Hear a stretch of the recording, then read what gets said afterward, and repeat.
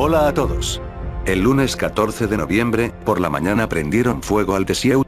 Como el Seprona pes que al responsable se le va a caer el pelo, esta práctica es habitual de los ganaderos, su fin es limpiar con la quema para que salga pasto nuevo. Pero las consecuencias de estos incendios es muy perjudicial para el monte, aparte el gasto que es hacer desplazar el helicóptero para la extinción del fuego.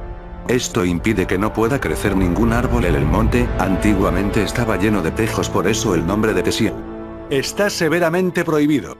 Animo al Seprona a que cojan al responsable y si algún vecino de la Pereda, Parres o Porrúa sabe algo que lo denuncie. Gracias por colaborar.